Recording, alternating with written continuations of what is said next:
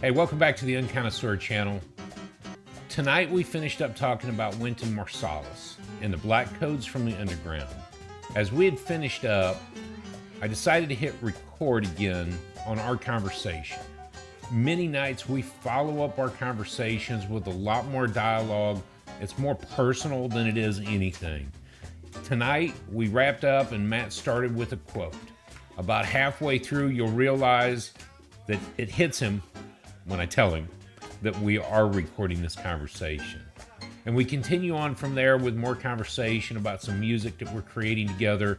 I cut that off so you don't have to listen to us ramble on and make strange noises with each other. However, enjoy this short segment from the Wynton Marsalis Black Codes from the Underground. If you have not listened to our conversation already, the link will be above. You can do so. We encourage you to listen to that as well, where we dialogue about our personal thoughts and feelings there, but this just happens to be a segment where it's just a lot more personal than it has to do with the album. Let's roll. He was talking to that guy, and one of the quotes that he says is, "You got to go there to know there," and he's talking about the interaction with people, just being a human and interacting with people. They were on the discussion of the conflict between Gaza and Israel, and we don't know what they're going through. You got to go there to know there, and again, it reflects his intellect, and he does turn and relate it to music as well. But if you never go there, you don't know. You don't know. Well, you don't know what someone's going through in the first place, but if you don't spend any time getting to know what they're going through, oh, he's just brilliant. He's just so brilliant. He really is. You got to go there to know there. Be humble and reach out to people, he said. He told that guy, be humble and reach out. It's interesting, though, because in his earlier years, he admits to being a little bit more, I won't say aggressive, but assertive. He had his own opinion, and he was right, and everybody else was wrong. And I think that there's a lot of conversation about that when he starts to realize, maybe I ought to be careful about this. You And know I think what? he's had a few slices of humble pie himself personally over, I mean, we're talking about 50 years of music. Okay, I've been in his shoes. I know exactly how he feels. I used to be the same exact way. My opinion was the only one that mattered because I was right. And there's humble pie that humble pie that I've eaten, and especially on this journey. And we talked about it a lot. How Yeah, it's we have. changed how it's changed our perspective on people, on life, on it doesn't have to be perfect. And leave me alone. I'm listening to jazz, or hey, take your time. Don't turn on your turn signal. I don't care. I'm listening to jazz. Listening to jazz. I don't care. So he went through some of that, and I've been through it. And man, good gravy. I'm serious. If I ever meet him, first thing I'm going to do is give that man a hug. I'd look at it and go, what would I ever do? I'm going to stand in bewilderment because his life has been on display. Yeah. If I'm honest, and you look at all of the videos he's in the age of technology, starting from the 80s on, late 80s. You've been able to record conversations with him, and you've been up, like we're doing recording YouTube. You've been able to see his progression, and it's been in the public's eye for a very long time. And I look at it and go, wow, what a journey he's been on. Yeah, I'd love to give him a hug, just like I would Andre Hayward. Yeah, right. Right. There's a learning that comes and a peace when you finally get there. And I This think is the after discussion that we need for. Oh, by the way, You're still recording. I didn't stop you because I was having a glitch. I didn't want you to read the quote until I hit record. So yeah, this is part of that behind the scenes stuff that we do. We just start a dialogue on the fun stuff. Yeah. What does he really meant? And Matt, you talk about it, and I've said this to you a million times over the last year. He was a hero, somebody you idolized, and in a conversation you said, I want to learn to play like him. Mm-hmm. Note for note, I knew Carnival from beginning to end. And I know that you never did get to play like him, No. but I knew that you were striving for that. And in my mind, the perfection, Majesty was played this Sunday morning at church, and I was like, Yeah. why you got to have just a choir? Bring that trumpet in that sits there on that top shelf and just wails, because I can Mm-hmm. hear that song from the past. I knew what you were capable of with your trumpet. And so Yeah. in my mind, you were right up there with Wynton. Now I was a dumb kid, but how has Wynton shaped the lives of your music style and playing, and and how has he continued to shape it? I That's strived I strived for that tone that he's got, mm, that crisp, clear, every note clear tone. Um I don't I'm not bragging. I'm really not, but I think my tone was very, very close. I think I could achieve as close of a tone as he could get. Now, technical wise and fingering wise and note for note wise, forget it. No way. no. Not even achievable. And Maynard was always he was always fun to listen to, but he was not achievable for me. I knew that I'd never play in the stratosphere like Maynard Ferguson. Mm, Always fun to listen to. I saw him in concert yep. once, but I knew I can never play like Maynard, which is fine. He's fun to listen to, fun to watch. Oh man, his Oh Uncle yeah. John Uncle John shuffle Maynard on stage. I can picture Uncle John, that Oh yeah. The it got the slow. elbow going and you know, I got to walk like this because my pocket's so full of money. It's causing me a lag. And that's the Maynard strut, right?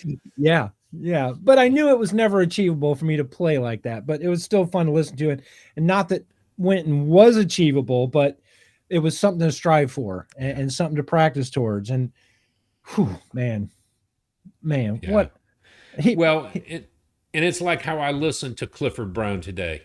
I would yeah, love over the next 5 years, well, 10, to get to that place where I can play with proficiency. And that's why I love Clifford. hmm It is attainable, but how many hours does it take? yeah, And that's what you committed 8 years of your life to after high school. Well, 4 years of high school and 8 years of the Army band, hmm and that's 12 years of your life to get to that place. So I know I got a long journey ahead. yeah. We always laugh about it. I think Chet Baker's attainable for me. I think I could get there. You can get there tomorrow. Here, let me play through a paper towel. I'm there.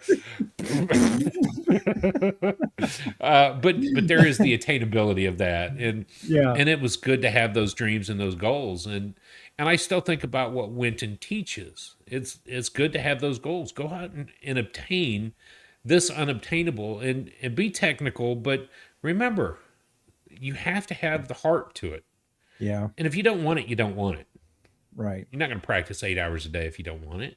Nope, no way. So yeah, I this I was always I always questioned my instructor at the School of Music for the military. He wanted me to practice 20 extra hours a week. He forced me to practice 20 extra no hours kidding. on top of the 8 hours that we were doing during the day. Not all of it was playing, but a lot. There was several hours that we were already playing during the day, and then we do theory and some other classwork kind of stuff. But then after school was over, all the other kids got to go and hang out at the barracks and go out drinking or whatever, and I'm stuck in the practice room. 20 hours a week extra I had to practice. I'm like, am I really that bad? But I don't think he was doing. I think he was just refining. He was refining my Yep. ability to last long Yep. on the It's horn and my chops. That well, tone. and He heard something in my tone that he wanted to hear, yep. for the long haul, not just for the 5 minutes that I was playing. Yep. Well, and I say this to Lily all the time as well. He sees something that you didn't see. He Yeah. saw something in you that you're right here. Just fine tune that, polish that up just a little bit, and where you go from here is anyone's guess. And hmm Lily, it cracks me up. She doesn't practice a whole lot. during the week? And he says just 18 minutes a day. And just give me 18 minutes a day. Not long, not hard, just give me the extra time. Those little segments build up chops, they build up the desire, but by shutting it down at 18 minutes and walking away also means it's not forced. And we did have, I didn't tell you this on the episode, but we had an opportunity to go sit in Lake Travis high school jazz band, their club, if you will.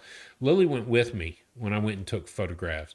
And Joe just said, I just wanted you to see where their sax players are.